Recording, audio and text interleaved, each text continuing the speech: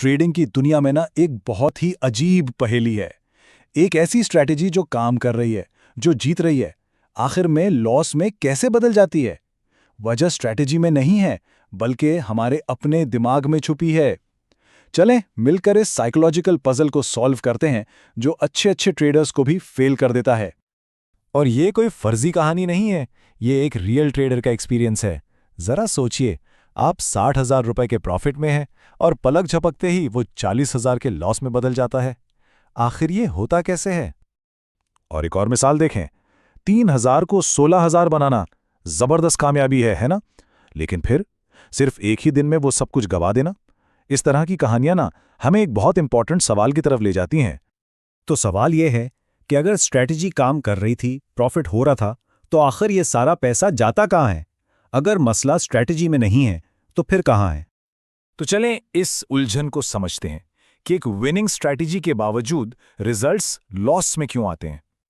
और इसका जवाब सरप्राइजिंगली बहुत सिंपल है। असल मसला स्ट्रैटेजी का है ही नहीं, मसला है हमारी अपनी साइकोलॉजी का। देखें, ट्रेडिंग में असली कामयाबी मार्केट को समझने से ज्यादा अपने दिमाग को कंट्रोल करने का नाम है। तो वो कौन से साइकोलॉजिकल ट्रैप्स हैं जो ट्रेडर्स को नाकामी की तरफ ले जाते हैं? चलें इन विलन से मिलते हैं। सबसे पहला और सबसे कॉमन ट्रैप है कंफर्मेशन बायस। ये क्या होता है? ये वो आदत है जब हमारा दिमाग सिर्फ वो इन्फॉर्मेशन ढूंढता और कबूल करता है जो हमारी पहले से बनी हुई राय को सपोर्ट करे। इसको ना इस सिचुएशन से समझें। अगर एक ट्रेडर ने सोच लिया है कि मार्केट ऊपर जाएगी, तो उसका दिमाग क्या करेगा? वो सिर्फ ऊपर जाने की वजूहात ही ढूंढेगा और वो उन तमाम क्लियर वार्निंग साइंस को बिल्कुल इग्नोर कर देगा जो मार्केट के गिरने का इशारा दे रहे हैं। ये बायस असल में फैसला लेने की सलाहियत को अंधा कर देता है। ओके, दूसरा बड़ा ट्रैप है रीसेंसी बायस। ये तब होता है जब लोग हाल ही में हुए वाकयात को, यानी लेटेस्ट इंफॉर्मेशन को, अपने आने वाले फैसलों के लिए हद से ज्यादा इंपॉर्टेंस दे देते हैं। इसकी एक जबरदस्त मिसाल है प्लेन क्रैश। देखें, एक हादसे के बाद लोग हवाई सफर से डरने लगते हैं, ठीक? हालांकि क्रैश का चांस पहले भी उतना ही कम था। बिल्कुल इसी तरह ट्रेडिंग में भी हाल ही में होने वाला कोई लॉस या प्रॉफिट हमारी आगे की सोच को गैर मंतकी तौर पर इफेक्ट कर सकता है। और फिर आती है रिवेंज ट्रेडिंग, यानी बदला लेने वाली ट्रेडिंग।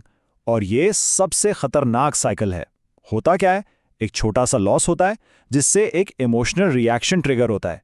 फिर ट्रेडर उस लॉस को फौरन वापस जीतने की कोशिश करता है और इस चक्कर में वो जल्दी में बिना सोचे समझे हाई रिस्क ट्रेड्स लेता है और नतीजा वो छोटा सा लॉस एक बहुत बड़े तबाहकुन लॉस में बदल जाता है।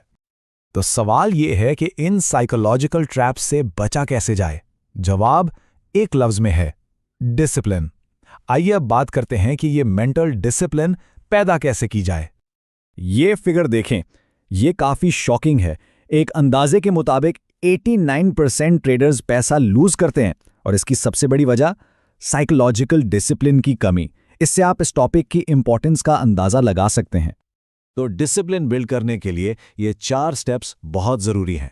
नंबर 1, सब्र, बेइंतहा सब्र। अपने अचानक कोई ट्रेड लेने से बेहतर है अपने सेटअप का पूरा इंतजार करें। नंबर 2, एक ट्रेडिंग जर्नल बनाएं। हर ट्रेड को लिखें ताकि आप अपनी गलतियों और कामयाबियों दोनों से सीख सकें।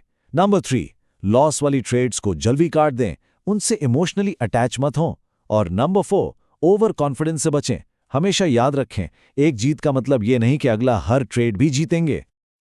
और ये पॉइंट बहुत बहुत इंपॉर्टेंट है। एक जीत के बाद जो ओवर कॉन्फिडेंस आता है ना, वो उतना ही खतरनाक हो सकता है जितना एक लॉस के बाद पैदा होने वाला डर। दोनों ही सूरत में फैसले इररेशनल होते हैं। ओके, तो अब हम उस एक कॉन्सेप्ट की बात करते हैं जो ट्रेडिंग साइकोलॉजी को मास्टर करने के लिए एक अल्टीमेट शील्ड यानी सबसे मजबूत ढाल का काम करता है। जी हां, 90% ट्रेडिंग साइकोलॉजी को बेहतर बनाने की चाबी है इफेक्टिव रिस्क मैनेजमेंट। ये एक सिंपल सा लेकिन इंतहाई पावरफुल प्रिंसिपल है। तो रिस्क मैनेजमेंट का आखिर मतलब क्या है? बिल्कुल आसान लफ्जों में इसका मतलब है कि हर ट्रेड पर सिर्फ उतना ही पैसा रिस्क करें जितना खोने से आपको कोई खास इमोशनल तकलीफ ना हो। अब फर्क देखें, बिल्कुल साफ है। जब रिस्क मैनेजेबल ना हो तो डर और बेचैनी पैदा होती है और इससे होते हैं इमोशनल इररेशनल फैसले। लेकिन जब रिस्क मैनेजेबल हो तो आप बिल्कुल काम और लॉजिकल रहते हैं, और इससे आप अपनी स्ट्रेटजी को ठीक से फॉलो कर पाते हैं। तो आखिर में एक स्ट्रेटेजिक और कामयाब ट्रेडर बनने के लिए सोच में क्या तब्दीली लाने की जरूरत है? असल पैगाम ये है, असली लड़ाई मार्केट के साथ नहीं है, ये एक अंदरूनी जंग है। कामयाबी बाहर मार्केट को काबू करने से नहीं, बल्कि अपने अंदर के बायसेस पर काबू पाने से मिलती है। तो हम इस बात को इस एक सवाल पर ख़त्म करते हैं जो आपको सोचने पर मजबूर कर देगा। एक ट्रेडर का असली मुकाबला किससे है, मार्केट से या अपने ही दिमाग से?